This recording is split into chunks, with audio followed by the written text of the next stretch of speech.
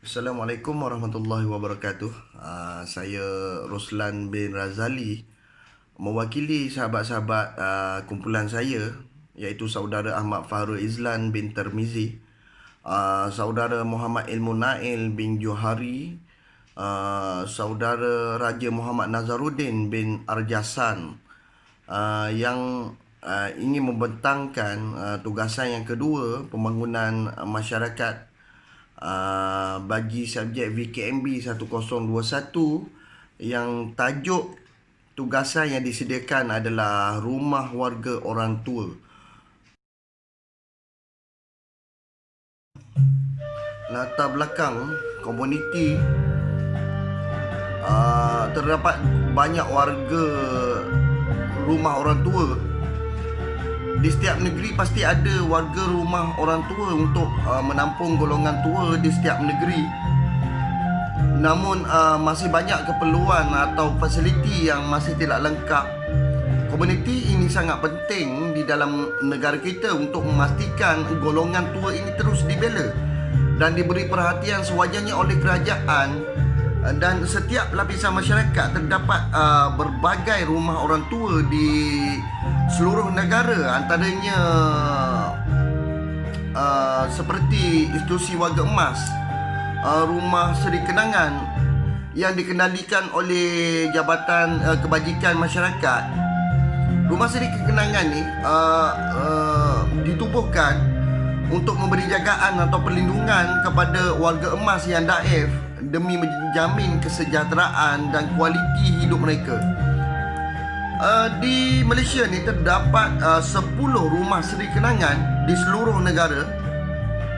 Yang perkhidmatan yang disediakan adalah jagaan, perlindungan, bimbingan, kaunseling, aktiviti rekreasi, rawatan perubatan, terapi cara kerja dan fisioterapi. Rumah seri kenangan telah menetapkan syarat kemasukan, antaranya ialah warga Malaysia yang berumur 60 tahun, tidak dapat ada apa-apa pendapatan, tidak mampu menyara diri sendiri, tidak menghadapi penyakit berjangkit, mempunyai tempat tinggal, dan yang terakhir ialah mampu mengurus diri sendiri.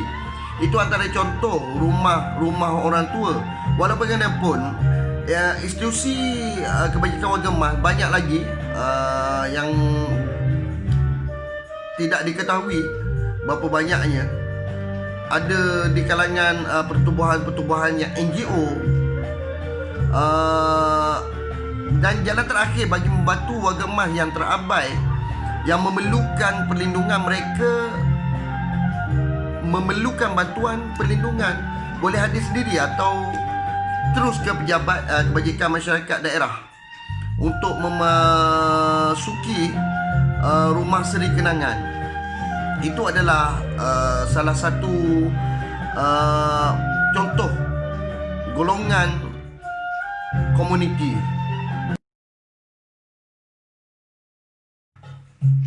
Antara cabaran komunikasi yang dikenal pasti, antaranya adalah sokongan sosial dalam kalangan warga emas. Menjalani proses atau transisi penuaan, warga emas biasanya memerlukan bantuan bukan sahaja dalam bentuk kewangan, bahkan memerlukan beberapa keperluan lain. WHO 2007 mentakrifkan sokongan sosial sebagai peringkat perhubungan interpersonal atau rangkaian memberi impak ke atas kefungsian individu dari segi sokongan yang disediakan oleh individu atau institusi. Menurut Nur Hayati 2014, kepelbagaian bentuk sokongan yang diterima oleh pesakit-pesakit membolehkan mereka meneruskan kehidupan dengan keadaan yang lebih selesa. Situasi inilah yang akan turut mempengaruhi kualiti hidup pesakit. Bagi pesakit-pesakit di hospital, sokongan sosial dapat dijadikan sebagai satu cabang perubahan yang dapat melegakan kesakitan, terutamanya berkaitan dengan emosi pesakit. Pendapat ini diutarakan Nur Hasita pada 2002 dan Sharifah 2013. Ini bermakna penyertaan ahli keluarga melalui penjagaan pesakit di ward dianggap sebagai hadiah kepada penjagaan kesihatan dalam membantu keperluan pesakit. Dalam kata lain, menurut Sharifah 2013, walaupun pelibatan ahli keluarga itu amat terhad, namun ianya merupakan penghubung yang amat signifikan ke arah perawatan yang lebih berjaya. Manakala penulisan Osman pada tahun 2001 pula menyatakan penghijrahan penduduk luar bandar ke bandar juga menjadi punca berlakunya pengabaian tanggungjawab anak menjaga golongan tua. Menurutnya, golongan tua terpaksa bergantung hidup dan belas ihsan jiran terdekat untuk membolehkan mereka menjalani kehidupan seharian apabila berada di kalangan anak-anak yang tidak pernah menghulurkan sebarang bantuan terhadap ibu bapa mereka. Dalam pada itu, kesibukan dengan kerjaya kehidupan pendidikan tuan keluarga itu sendiri, penghijrahan golongan muda ke bandar mengurangkan lagi keupayaan golongan muda dalam memberikan penjagaan dan sokongan sosial.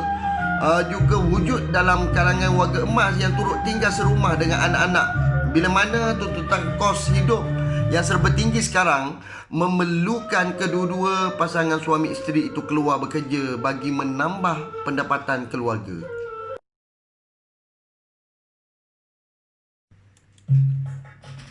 Cabaran komunikasi yang kedua, cabaran pekerja sosial perubatan terhadap isu pengabaian pesakit warga emas. Perkhidmatan kerja sosial di hospital atau lebih dikenali sebagai kerja sosial perubatan merupakan salah satu daripada perkhidmatan sokongan klinikal di bahagian Allied Health Professional Kementerian Kesihatan Malaysia KKM. Menurut Ismail 1998 menyatakan kerja sosial perubatan adalah satu cabang penting dalam bidang kerja sosial. Pentingnya perkhidmatan ini dilihat melalui peranan dan bidang tugas pekerja sosial perubatan yang seiring dengan pihak doktor dan jururawat dalam memberikan perkhidmatan perubatan kepada pesakit-pesakit di hospital. Menurut Muhammad Suhaimi pada tahun 2007, Malaysia dijangkakan mengalami peningkatan bilangan penduduk warga emas menjelang tahun 2030, maka perkhidmatan kerja sosial perubatan di hospital dengan warga emas dirasakan amat penting demi memastikan kesejahteraan dan kualiti hidup mereka lebih terjamin. Penyataan ini selari dengan Zarina pada tahun 2005 yang menerangkan bahawa amalan kerja sosial dengan warga emas akan menjadi semakin signifikan dengan berlakunya pertambahan warga emas itu sendiri. Menurut Zarina dan Rosita masing-masing berpendapat bahawa pekerja sosial dalam lapangan perubatan bertanggungjawab secara profesional untuk membantu pesakit mengenal pasti permasalahan yang dihadapi menjadi perantara antara pesakit dengan pasukan profesional yang lain, mengenal pasti sumber-sumber yang boleh membantu pesakit menjaga selain menerangkan perkara yang sukar difahami oleh pesakit ataupun keluarga mereka. Sehubungan itu, isu seperti pengabaian dalam kalangan pesakit warga emas ini secara langsung tidak langsung telah memberi impak berskala besar kepada pihak hospital, terutamanya kepada PSP. Masalah komunikasi menurut taraf kesihatan rawatan psikologi pesakit itu terbatas. Justeru peranan pembantu sukarela perawat adalah penting untuk memandangkan pesakit ini meningkatkan pesakit-pesakit di hospital, bukan disebabkan masalah kesihatan fizikal tapi juga masalah sosial seperti berlakunya masalah keganasan rumah tangga.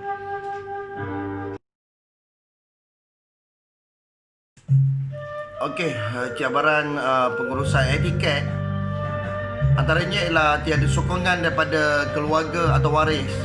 Warga emas yang tiada mempunyai waris yang mahu menjaga mereka terpaksa tinggal di pusat-pusat jagaan yang disediakan oleh Jabatan Kebajikan Masyarakat, badan bukan kerajaan ataupun pihak swasta.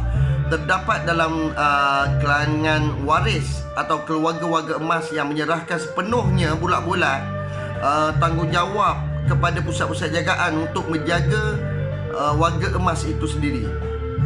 Yang kedua adalah bebanan kos perubatan yang begitu tinggi.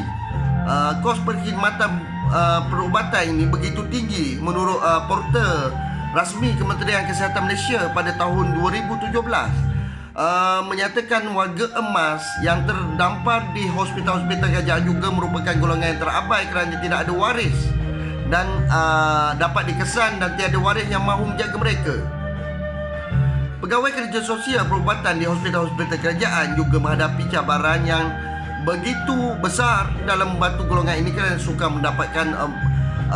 mendapatkan pusat-pusat jagaan yang ada dalam komuniti golongan ini kerana suka di pusat-pusat jagaan dan komuniti kerana mempunyai kriteria kemasukan tersendiri, sama ada daripada segi kos penjagaan, jantina, status, kesihatan fizikal, mental, agama dan bangsa. Lebih mencabar lagi, sekiranya warga emas yang terdapat ini tidak boleh menguruskan diri sendiri, berpenyakit mental dan penyakit-penyakit. Okey, yang ketiga, bebanan kos perubatan, kos operasi pusat-pusat jagaan. Akhbar Sinar Harian bertarikh 8 Mei 2019, kepayahan pengurusan rumah orang tua gabungan persatuan-persatuan Tionghoa bagi menampung kos penjagaan dan pentadbiran berjumlah 30,000 sebulan. Apabila permintaan kepada pusat jagaan meningkat, maka pihak kerajaan terpaksa memperuntukkan dana untuk membangunkan pusat jagaan atau pusat jagaan harian. Peruntukan dana juga terpaksa disalurkan setiap tahun kepada badan-badan bukan kerajaan untuk menyokong usaha untuk menyediakan kemudahan pusat jagaan. Okey, yang keempat, ancaman kesihatan dan keselamatan warga emas. Terdapat warga emas yang lebih rela tinggal di rumah orang tua asalkan tidak mahu menyusahkan anak-anak atau saudara mara. Itu sebenarnya warga emas yang tidak mempunyai sokongan sosial yang cukup daripada keluarga ataupun masyarakat sekeliling akan hidup terabai dan berisiko terdedah kepada kemalangan, jangkitan kuman, kesakitan, lebih teruk lagi membunuh diri, penipuan dan rompakan. Tiada latihan yang khusus untuk anggota sukarelawan juga adalah salah satu cabaran-cabaran yang dikenal pasti. Okey, cadangan penyelesaian bagi cabaran komunikasi. Ketika berkomunikasi dengan warga emas ni, ada beberapa kriteria yang perlu diambil kira, iaitu satu, penghormatan, kerana individu yang warga emas ini mudah tersinggung dan agak sensitif. Menzahirkan rasa hormat dapat membuatkan warga emas itu berasa lebih selesa dan berkeyakinan bila berkomunikasi dengan kita. Yang kedua, mendengar, melayan atau menerima.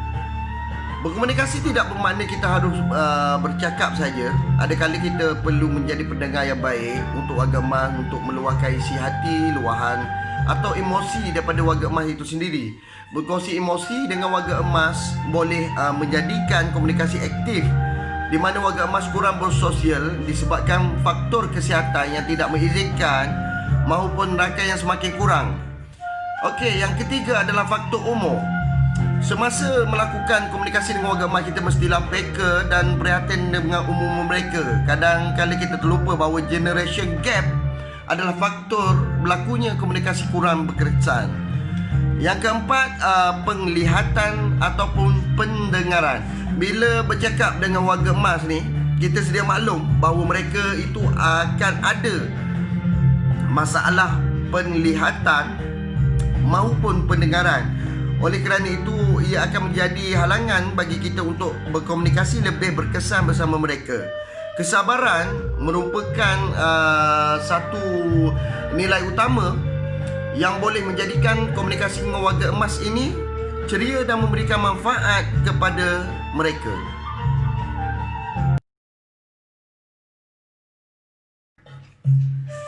Okey, cadangan penyelesaian bagi cabaran pengurusan etiket. Warga emas yang terabai perlu diberikan sokongan dan bantuan kerana mereka juga mempunyai hak untuk menikmati kualiti hidup yang lebih baik dalam masyarakat. Terdapat pelbagai pihak yang mana menyediakan atau memberikan sokongan dan bantuan, di mana memberikan perkhidmatan sokongan kepada golongan ini semasa pihak kerajaan, sama ada pihak kerajaan atau badan bukan kerajaan ataupun pihak swasta. Kemudahan yang boleh dimanfaatkan mereka seperti pusat jagaan, di mana terdapat banyak pusat jagaan yang disediakan oleh kerajaan, badan-badan NGO ataupun badan-badan sukarela. Pusat jagaan harian pun sama. Bantuan kewangan sara hidup, bantuan sara hidup bulanan disediakan oleh Jabatan Kebajikan Masyarakat bagi warga emas yang layak mengikut kriteria ditetapkan berdasarkan penilaian Jabatan Kebajikan Masyarakat, seperti tiada waris yang menanggung, tiada pendapatan waris dan tidak sanggup menjaga. Selain daripada keluarga atau waris yang menjaga warga emas tidak upaya terlantar, boleh mendapat allowance sebanyak RM300 sebulan sebagai satu insentif kerajaan kerana bebanan yang ditanggung sebagai penjaga warga emas. Okey, walau bagaimanapun penjaga hendaklah berstatus warga negara bermastautin di Malaysia dan pendapatan isi rumah tidak melebihi RM3,000. Itu adalah syarat-syaratnya.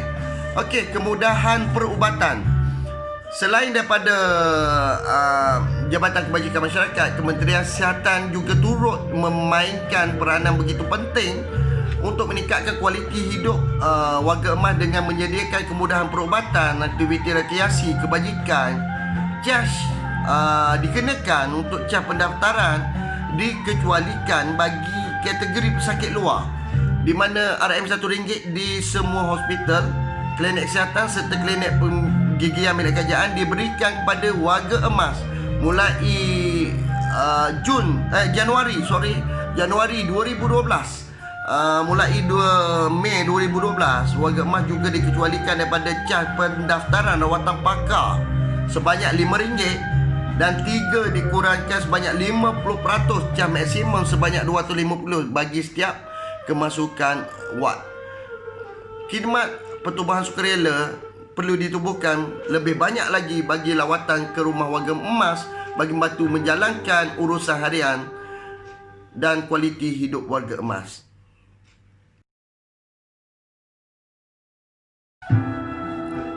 Kesimpulan yang dapat dirumuskan bagi tugasan kami pada kali ini ialah walaupun terdapat banyak pusat jagaan di negara kita, kemudahan ini bukan bermakna langkah terbaik bagi menyelesaikan masalah pengabaian warga emas oleh keluarga. Institusi kekeluargaan perlu dipertahankan dan dibantu melalui kolaborasi agensi-agensi NGO ataupun agensi-agensi bantuan yang lain. Budaya menghantar warga emas ke pusat jagaan sebenarnya bertentangan dengan nilai budaya masyarakat kita, masyarakat timur yang mementingkan dan mengutamakan nilai hidup berkelompok dan saling tolong-menolong. Menghantar warga emas ke pusat jagaan bukanlah satu pilihan yang terbaik kerana dalam kehidupan, dalam suasana keluarga adalah lebih baik berbanding dengan kehidupan di pusat-pusat jagaan. Isu pengabaian warga emas merupakan isu sosial yang biasanya digunakan untuk pengkaji-pengkaji atau kajian-kajian bagi menerangkan tentang tindakan atau perbuatan yang menjejaskan kesejahteraan hidup warga tua atau warga emas oleh orang lain atau keluarga mereka. Sukar untuk ditentukan sama ada suatu perbuatan pengabaian itu dilakukan dengan niat ataupun tanpa niat, kerana terdapat berbagai faktor dan situasi yang boleh mempengaruhinya. Pengabaian warga emas boleh berlaku dalam berbagai keadaan, sama ada berada di rumah, berada di pusat jagaan, hospital atau dalam lingkungan komuniti. Perbuatan pengabaian ini mungkin dilakukan oleh penjaga tak formal seperti pasangan, anak-anak atau saudara mereka, atau penjaga formal seperti di pusat-pusat jagaan yang ditubuhkan pada masa sekarang. Pihak kerajaan boleh menggalakkan ahli masyarakat membantu keluarga yang menghadapi masalah kurang sokongan sosial untuk menjaga warga emas melalui kempen-kempen galakan khidmat sukarela atau mewujudkan satu akta yang boleh menjaga kehidupan warga emas supaya mereka tidak diabaikan oleh anak-anak mereka. Sekian, terima kasih.